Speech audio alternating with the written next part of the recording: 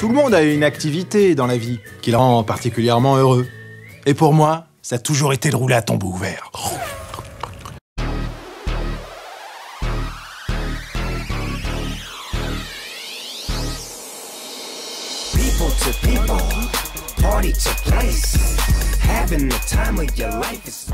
Turbo, est-ce que vous pouvez nous parler un peu du film? Turbo, c'est un escargot qui est très lent et qui rêve de devenir pilote de Formule 1. Donc, c'est mal barré. Mais, heureusement, il va ingurgiter une espèce de substance qui s'apparenterait à une sorte de nitroglycérine et il va devenir très, très, très rapide. Et tout va basculer. Ok, donc c'est votre première voix. Oui. Quelle est la différence? Comment ça se passe? Comment vous êtes préparé? Racontez-nous un peu, quoi. Pas de préparation particulière en tant que comédien. Enfin, je veux dire, j'ai fait comme pour n'importe quel rôle. Là, évidemment, ce qui change par rapport à un film, c'est que le personnage existe déjà, qu'il a déjà été créé par un acteur, américain en l'occurrence. Et que du coup, je suis obligé quand même d'être un minimum fidèle à ça. Donc, en même temps, j'essaie de rester fidèle à ce qui a été créé originellement. Et en même temps, je m'approprie le personnage au maximum pour pouvoir m'amuser dans cette partition.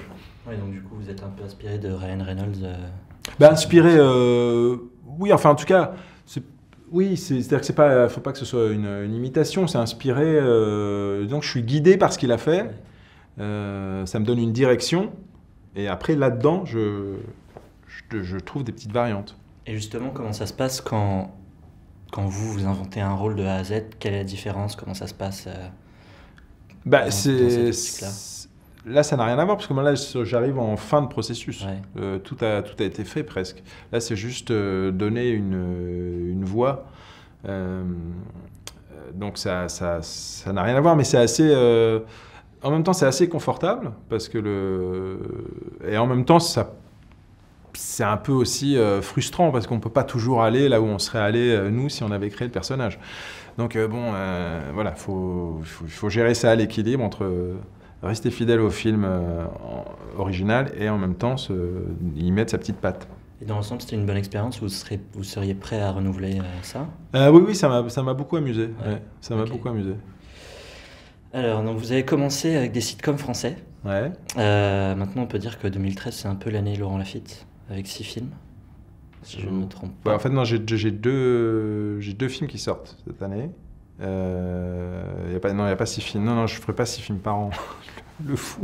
6 films. Et du coup, ça fait quoi en fait Comment c'est arrivé? Est-ce que c'est grâce au petit mouchoir Oui, c'est un enchaînement de plusieurs choses. Ouais. Oui, c'est mon one-man show qui a débloqué pas mal de choses. Et puis Guillaume, effectivement, qui m'a fait confiance sur mon premier rôle important dans un film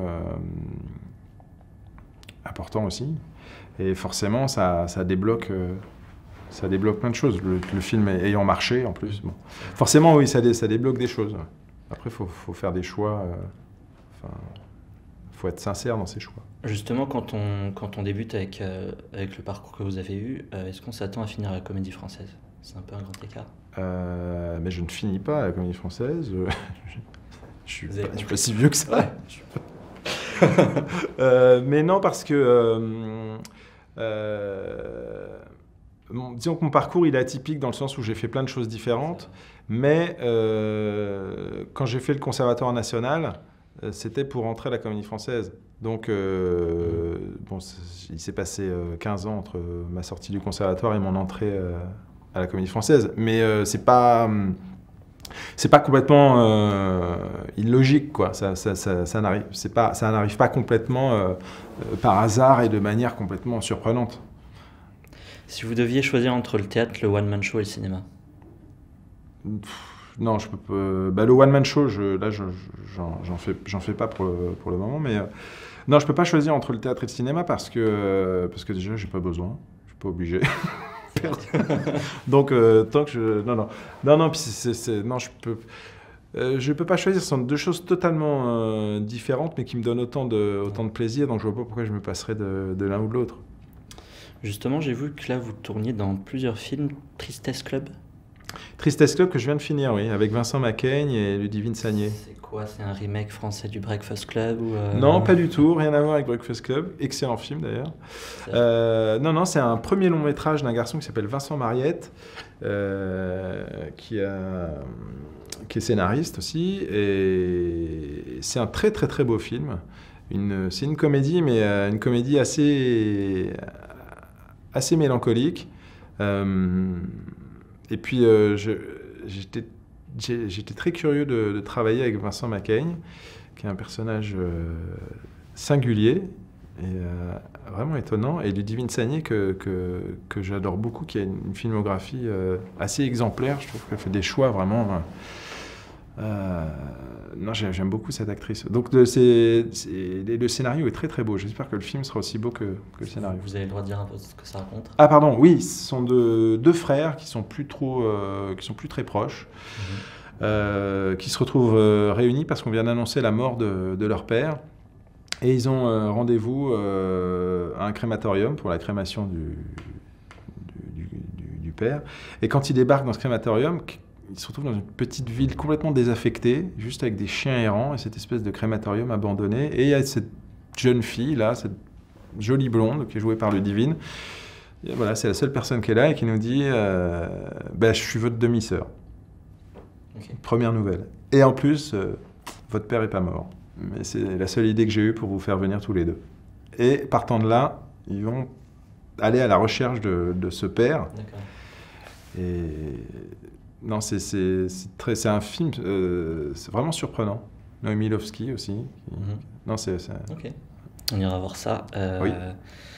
Vous avez tourné Love Punch, vous êtes en train de tourner Love Punch, oui, ça sort en avril, je crois. Pierce Brosnan. Pierce Brosnan, Emma Thompson, Louise Bourgoin. Justement, c'est un peu votre première expérience à l'étranger?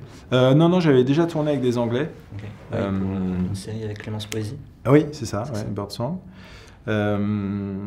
Et puis rencontrer Emma Thompson, forcément. Bon. Et justement, ce film-là, c'est pareil, c'est à propos de quoi? Vous avez le droit d'en dire un peu ou... Oui, Love Punch, ça reprend un peu les codes des films d'aventure des années 80. D'accord. Genre un peu... genre à la poursuite du diamant vert, quoi, okay. En quelque sorte. Sauf que c'est pas du tout à la poursuite du diamant vert. Mais ça reprend ces codes de comédie d'aventure, comme ça, un peu 80s. Comment vous êtes retrouvé sur ce projet-là? On m'a proposé le rôle. Ok. Quel regard vous portez sur le cinéma en France actuellement? Sur les productions qui sortent toutes les semaines en général, et puis sur la comédie en particulier? Sur la comédie, je trouve que dans les années 60-70, début 80, j'ai l'impression qu'on était un petit peu plus audacieux. Et d'ailleurs, je trouve que les Américains enviaient pas mal nos scénarios de comédie. C'est pour ça que des gens comme Francis Weber sont devenus consultants là-bas. Enfin, il y a eu, voilà. Et j'ai l'impression que ça s'est un petit peu inversé. Je trouve qu'aux États-Unis, il y a eu beaucoup plus d'audace et moins de recettes. Et qu'en France, on a essayé de trouver une recette et qu'on a un peu formaté les scénarios au niveau de la comédie. Et que c'est en train de bouger. Là, je pense que c'est en train de changer. Je pense qu'on se rend compte qu'un casting et un pitch, ça ne suffit pas.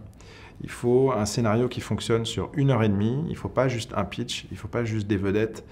Le spectateur est trop aguerri maintenant pour se contenter de ça. Et l'écriture est en train de devenir plus exigeante. C'est bientôt fini. Vous avez des envies de mise en scène? Oui. C'est prévu? C'est pas prévu, mais oui, j'ai envie. Ouais, mais je veux surtout pas le faire à moitié, donc ce sera vraiment quand je pourrai me bloquer une vraie longue période de travail. Dernière question, vos prochains projets? Là, je vais tourner un film, un premier long métrage d'une réalisatrice qui s'appelle Jeanne Herry, avec Sandrine Kiberlin. Okay. Voilà, dans 15 jours. Ok, ça marche. Merci beaucoup. Merci.